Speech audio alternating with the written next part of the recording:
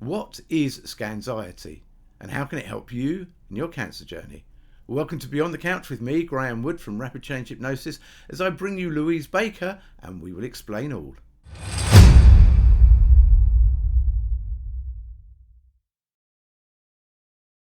Today I'm speaking to Louise Baker and she's going to talk to us about Scanxiety. So Louise, say hello, who you are, No. and what is Scanxiety? Well, Scanxiety is an experience that many people have, and I've learned a lot about Scanxiety over the last decade and a bit by working with people in the cancer community, predominantly around brain tumours, which, as we'll talk about in a moment, adds their own very interesting aspect to using hypnosis, of course. So I'm going to explain how I talk about Scanxiety to my community. And basically, it's an umbrella term. So there is a very dodgy umbrella I'm showing up at the screen now. And within each of those areas, there is something that somebody will come up with. So if you can't read them, I'm going to read them. So Scanxiety covers procedures. So I've also got an area there for cannula inserting, for needles, for the processes, for the fact that you're called up multiple times or not called up, and you're constantly waiting by the telephone for the phone call to say you're coming in next week, or for the results of something. It's the process of having your scans done, whether they be MRI or CT scan. It's the process of the radiation being administered to you within a mask if you've got a brain tumour. It's chemo. If not so much, because a lot of chemo these days, as people are probably aware, it's now tablet, but other people still have to go to hospital and have their infusions. And then you have the world of phobias. So remember that Scanxiety doesn't mean that everybody has a phobia, but they might not like enclosed spaces. So you're constantly working with that discernment and that reframing between what is a true phobia or what's not. And in this community, because I work predominantly in groups and online, I don't automatically address individual phobias. I work at it from the management of Scanxiety perspective. So that explains Scanxiety, I hope. And then what I realized, which is my creation, is underneath Scanxiety is this concept of while I wait. I'm waiting. I'm constantly waiting around for something to happen. And what happens because of the structures we live in within our healthcare system is the individual starts to be identified by their illness, not just themselves, but their carers tend to do this as well. And therefore, the while I wait, everybody's waiting and hanging around for the next thing to happen. And unless individuals are coached and helped with hypnosis and helped with a variety of techniques, it's a very, very difficult trap to break out of. So Scanxiety and While I Wait are interlinked. You can find the While I Wait website up there. It's just a little thing I've put out there, just if people think about While I Wait, they can find someone who might be able to explain this phenomena and why it keeps giving. It's a gift that keeps on giving, as I explain to people. So that's a little bit about Scanxiety and While I Wait. So that's essentially what I work with now. So is it predominantly cancer patients or is it a Well, whole wide thing? I think it's a great question, but I think we all do this. And I think it's a really interesting perspective for hypnotherapists because even when somebody is working with a client, the client is always doing them time traveling into the future and going, well, how long is it going to take me to lose this weight? What happens if I do pick up a cigarette? And they're all doing this. They're all time traveling in their own minds. And depending on a lot of the work I do is also neuroscience informed. I hold a master's degree in neuroscience. It's all about that, how do you help the client manage that waiting period or not, as the case may be. So yeah, anybody. So while I'm waiting, I'm waiting to talk at a big conference, or I'm waiting to do this. Am I going to build that anxiety, or am I just going to get on with the planning and the doing that gets me ready for talking at the conference? So it appeals to everybody. Everybody suffers from while I wait. And I know that you're doing a presentation at the Irish Hypnotherapy Conference in a few weeks. How did you come about doing this? What led you down the path? Well, I've always been interested. So I first came across Brains Trust. It's a bit of a family affair. My husband was in tech sales, which is where I came from as well, which is how we met.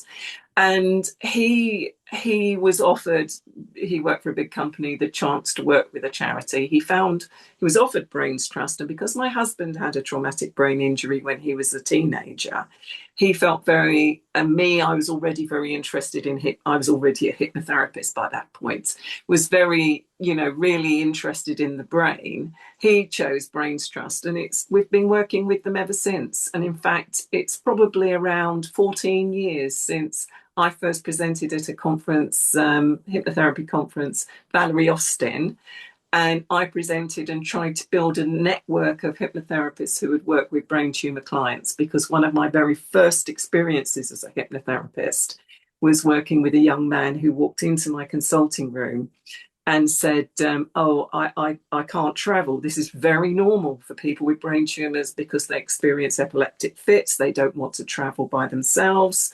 So there's a lot of hypnosis and reframing work to do there.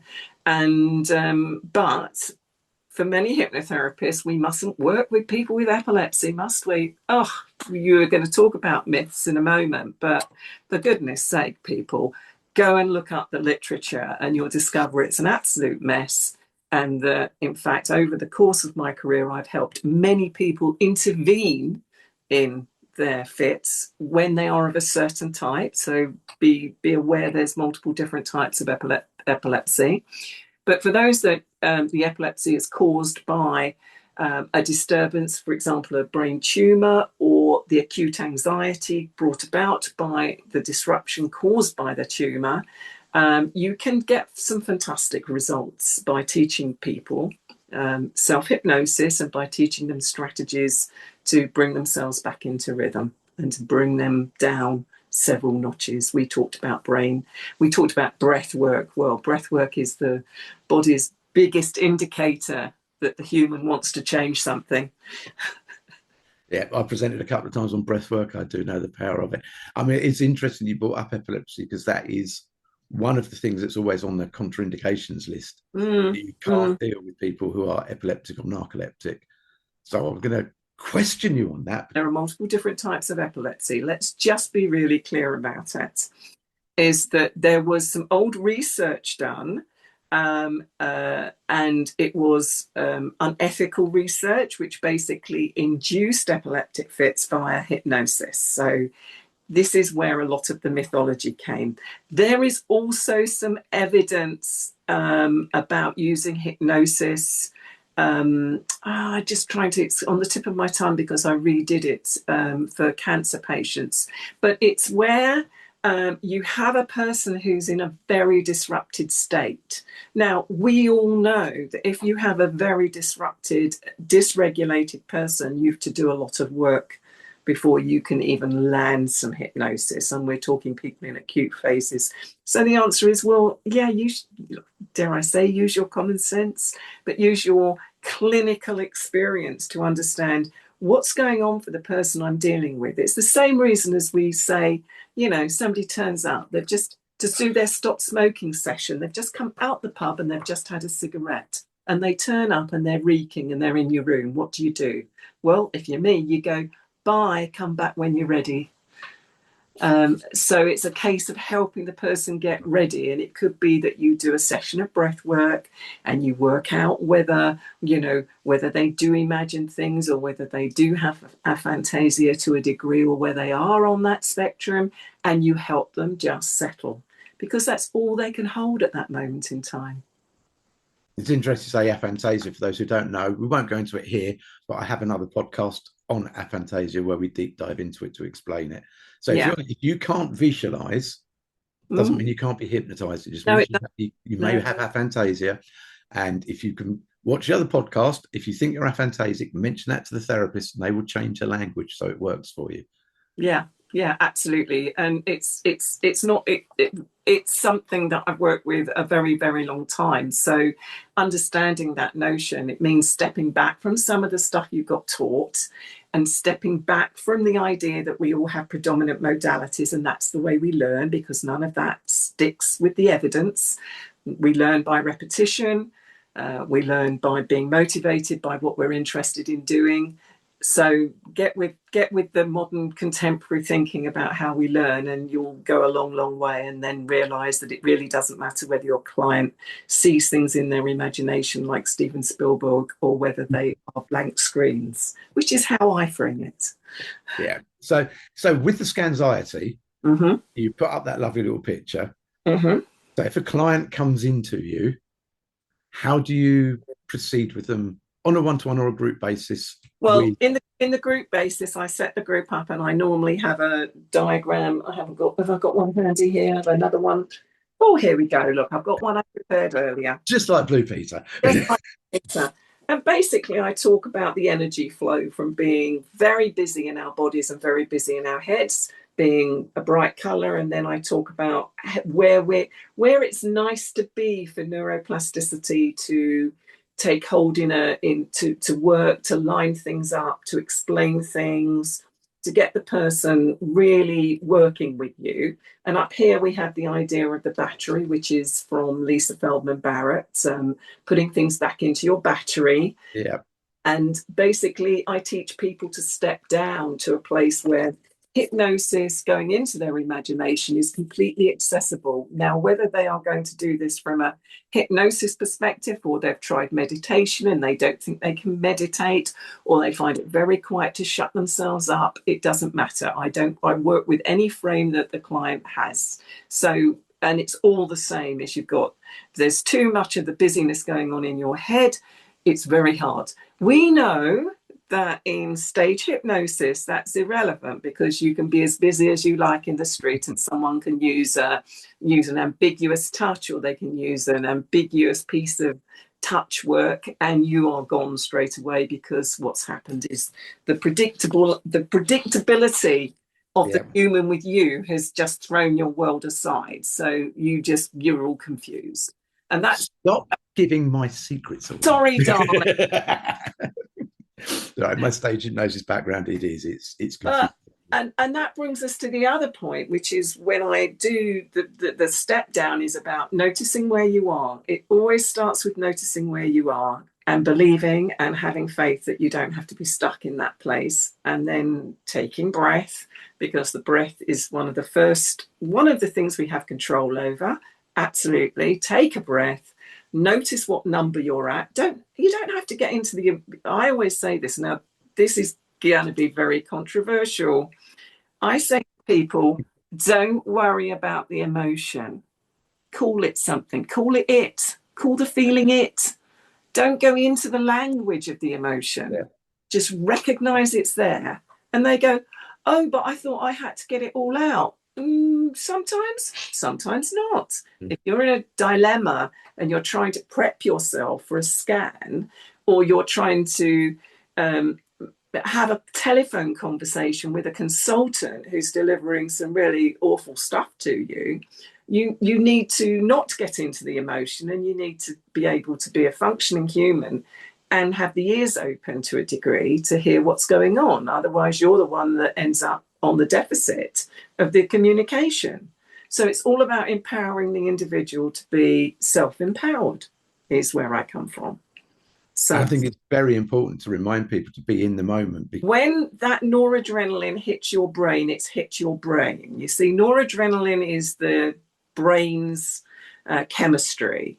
And when it hits your brain, and it helps all the busy neurotransmitters be less modulated. So it's what drives your overwhelm before you produce the adrenaline out of your adrenal glands, followed by your cortisol. So there's something going in your head very quickly. You know, I don't think the human body, other than with the semantics, really makes much of a difference, because once the noradrenaline hits, it's hit. And then the human has to deal with the problem. So whether they're thinking about it in the future or whether it's right now, it can be a bit confusing because they're just going, holy moly, what's going on right now?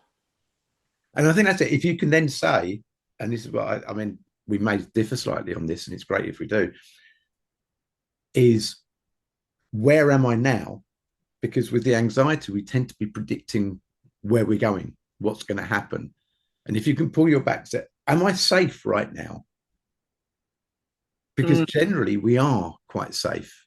There's no saber-toothed tiger in the room, which is what Exactly. I say to people. So, yeah. It's happening right now. Yeah. And obviously, with people who are very ill, there's a lot of this existential angst. Yeah. I don't work with existential angst. What I tend to say to people is that's your life existential angst. Now, there are brilliant people who can sit and talk to you about it and work out what your plan is. I tend to be like, well, go see those people. Like we were talking before, go find that person that you want to have this conversation with. I acknowledge it and I know it's there, but being in it all the time does not help you right now. So again, and then you mentioned the while I wait. We know, especially in the UK, I can't comment about other countries, but in the UK, that wait tends to be getting longer and longer and longer and longer. Doesn't matter how many promises, whatever government, whatever minister gets us, whatever they try to do, they still. So how does your while I wait work? How can someone sign up to it? How can someone get involved with it? Well, they can, number one, they can always call me. They can find me. I'm not invisible. I don't market a great deal. I have a very busy, structured life. I do work in corporates as well for a skincare brand. And so I work with people on when they approach me and we have a conversation and then we do some work together. That's how it works. While I wait works, because there's some fundamental concepts which you hit on there, is the idea is that what produces in the first instant the response is the mismatch between what I predict is going to happen, the predictability of the world, and what's actually happening. And that's what creates an alarm in the human. Now, back in the day, in the cave days, that we can talk about all that drama around being and having this neurology that is really quite ancient and not ready for the new world. But at the end of the day, the fundamental is there is what we call in neuroscience a prediction error, and that creates and sets off the whole process of setting the body into an alarm state. And the more of those you get, we've got this, the more of those you get, the more likely you can be in a alarmed state or watching out for those alarms more and more frequently. So I'm also trained, I trained a long time ago in havening, and I use touch all the time. And of course that works into my interest in ambiguous touch, in idiomatic responses and all of that type of stuff as well, because it uses different channels into the brain. So we've got different communications patterns going on. So when you combine breath and rhythmic psychosensory touch or bilateral stimulation, you have a completely different toolkit to start managing whether you're on just going to take a telephone call, or whether you are on a discussion with a consultant, or whether you're in a business room. This is the top tip. People love this one. They're in a meeting room and they're going around and everyone's introducing themselves. And folks, their adrenaline's gone mad. They can't think of their words. Bilaterally stimulate using a pen. This is what I'm talking about. I've got a little brain. I use it a lot. Just one hand to the other, just one hand to the other, and breathe. You know who you are. Yeah. It's not a perfection. If you just say, hi, my name's Bill and I do X, Y, Z, here, you've got my contact details. If you need my help, call me. That's as good an introduction as you ever have to do if you think you're going to tip over your words. You don't have to be smart. You don't have to be clever. People are more interested in themselves, really. They just want to know who you are, what your name is, what you do in a business meeting. Yeah. And the psychosensory touches. Absolutely brilliant. And I think in the world, not just hypnotherapy, but this is because it's things people can do for themselves. Yeah. And I think one of the best psychosensory touches that I was shown was just literally fingertips on the palms like that. Just do that. You've got Oh, so yes. many nice receptors in the brain. If you just do that, and you Yeah. can do that under the table, Yeah. just at a slow rate. And someone made a really interesting point. If you notice a mother with her new baby, no one has told them to rub the cheeks or rub the head or rub down the arms. They just do, and the baby calms down. It's such a beautiful thing. Do you want the top tip on that one? Shall I Yes, give you? please. So the science is that apart from the beauty of the receptors that you've told about, you've just mentioned, is that when you slow it down, it actually bypasses the direct route from an area of the brain called the thalamus, which is like a switching center for the brain, and then into the somatosensory area, which you're absolutely right, which is why I did that, folks, Yeah. to demonstrate in the somatosensory area how overrepresented your hands and your fingers are. But it also goes into a part of the brain called the insula. Now, it goes into the back of the insula, and that registers in the body safety. It doesn't know the word for safety, but it's a message that it's not hardwired. I don't want to leave you with that impression, but it registers there. And that is the area that's assessing what your body is doing. The insula is listening to your heartbeat, it's listening to your breath rate.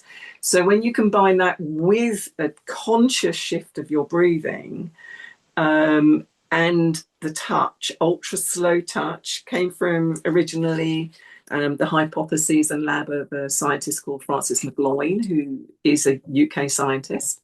And it's really fascinating stuff. And if anybody wanted to, you can catch Hannah Fry did an excellent chat about it. It's really, really cool stuff. Yeah, she did do a good one. And she said something I didn't realize.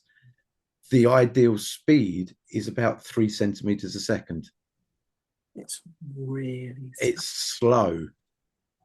Really? And you see a lot of these techniques that are like tap, tap, tap, tap, tap, tap. It's like, no, it's really slow. Really slow. And if you couple that with slow breathing, yes, and diaphragmatic breathing as well. Yeah, well, but remember that they operate on two different processes. Yeah. So one goes up the brainstem in the way it goes in the brainstem, the other does vagal. So there's two systems in operation. There you go. You didn't expect all of this. So that's lovely, amazing. So we've learned a bit about Scanxiety. While I wait, I know you have a website, which is whileiwait.uk. Go on that. Is it .co.uk or just .uk? No, it's .uk. Right. So it's while I wait, all one word, .uk. You can sign up there. Is there a cost or is it free? No, just if you want to talk to me, give me a call and we'll work out if you want to do some work with me. We'll work it out. Right. So whileiwait.uk. Before I let you go, I'm going to ask you a couple of questions, and I ask everyone this. We work in the hypnotherapy world, and we come across lots and lots of misconceptions. Is there one that really bugs you that you'd really like to just get rid of now, confined to room 101? Oh, that's a really tough question. Yeah, the one I'd really like to get rid of more than anything else is the trainer who tells them that their way is the way you do it. That is the one, because the amount of time and effort it's taken me to undo some of the stuff I've learnt, which wasn't accurate, correct, or ethical, bang. That's what I do. I would absolutely confine to the room 101 any trainer who tells you that their words are the words that work. Excellent, because I know that through personal financial expense. Don't we all? Yeah. We get a lot of hypnotists watch this, a lot of people who are young in the business, who are starting out, who have overwhelm. Is there one bit of advice that you've learned since you finished training, some real world advice, just one tip that you could give a hypnotist or a hypnotherapist that you won't find in a training room? Right. 5 people and practice. Practice. Find your pace, your speed, no matter what or how you do it. All of the practice on subjects in a training room is not going to do it. You need folks from the real world who do not know what you know, and you need to just sit with them, listen to them, and work your way through it. And chat to some folks who've been doing it a long time, really been doing it a long time. Yeah, I think finding a mentor is very important. Yeah, I think finding a mentor is good. Finding a mentor is good. But yeah, practice. We never stop practicing. Never. I learn stuff on these podcasts and I go try them out. I do. I do. I go try them out. Oh, yes, it's great. Honestly, guys, yeah, they're great questions. And yeah. Oh, by the way, use toys. People love props.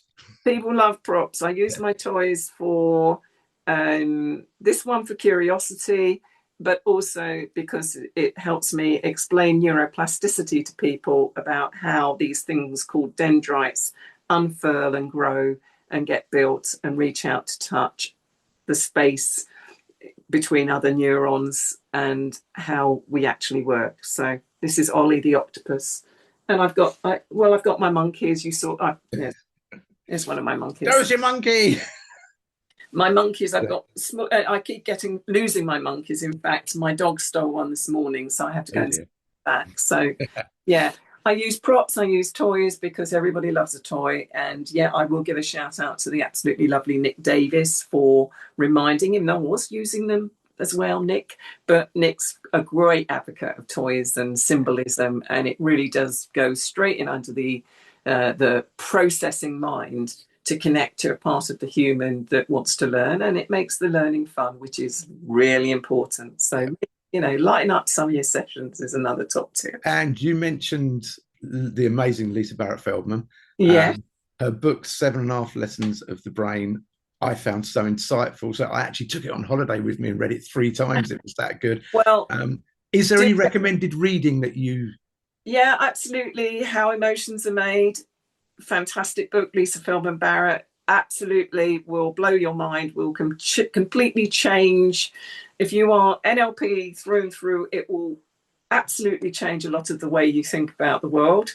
And also, I am an absolute girl fan of the amazing, let me just get his book.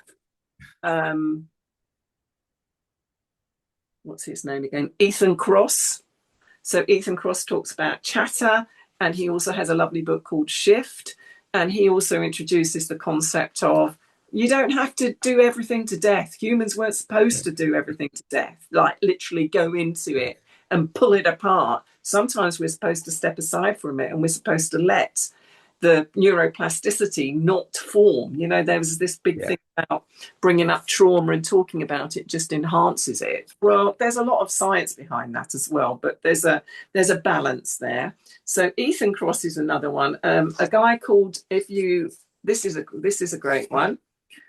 A guy called Nir Eyre, who's just written a book called Beyond Belief, which is right up my street because it's got a lot of the people I follow in it as well. And also, before we go, this gentleman is one of the world's current geniuses. His name is Stephen Fleming. If anyone's heard the story about the guy that avoided World War III by refusing to believe his system was telling him that a missile had been fired and said it hadn't been fired, nobody believed him. Everybody was hanging over their buttons to press them and start the World War III. And in the end, he showed he knew the system was wrong. So in a world of AI, and also you'll find that he co-authored a paper with Joseph Ledoux and a couple of other guys that talks about aphantasia, which is me coming at it from a different direction.